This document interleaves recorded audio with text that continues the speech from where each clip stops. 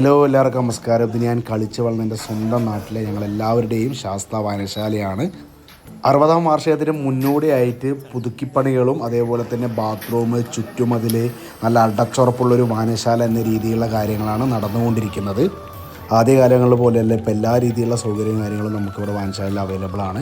ഇപ്പോൾ ലൈബ്രറി വന്നിട്ട് ബുക്ക് വായിക്കണമെന്നുണ്ടെങ്കിലും എല്ലാവരും ഇപ്പോൾ ഇരുന്ന് സമയം ചിലവഴിക്കാനുള്ള ഒരു റൂം, അതേപോലെ തന്നെ പത്രം വായിക്കാനുള്ള, ഡെയിലി വന്ന് പത്രം വായിക്കാനുള്ള ഒരു ചെറിയൊരു സൗകര്യം, അങ്ങനെ എല്ലാ സെറ്റപ്പും കൂടി ചേർന്നിട്ട് നല്ല രീതിയിലൊരു വായനശാല പ്രവർത്തനം മുന്നോട്ട് പോയിക്കൊണ്ടിരിക്കുകയാണ്.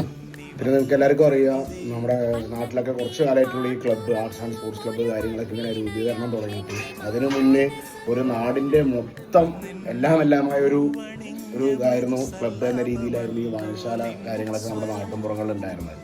ഇപ്പോൾ ഇവിടെ കുറച്ച് പണി കാര്യങ്ങളൊക്കെ നടന്നുകൊണ്ടിരിക്കുകയാണ്. എൻ്റെ ഒരു ഓർമ്മയിലൊക്കെ പണ്ടത്തെ വായനശാല എന്ന് പറഞ്ഞു കഴിഞ്ഞാൽ ഒരു കളി കാണണമെങ്കിൽ നമുക്ക് ടി വി ഒന്നും പണ്ടത്തെ കാലത്തില്ല. നമ്മുടെയൊക്കെ ചെറുപ്പത്തിൽ ഇപ്പോൾ വായനശാലയിൽ വന്ന് പണ്ടത്തെ ഒരു ടി വി ഒക്കെ ഇട്ട് ഒരു നാട് മൊത്തം ഇരുന്ന് കാണുന്ന ആ ഒരു രീതിയിലൊക്കെ ആയിരുന്നു.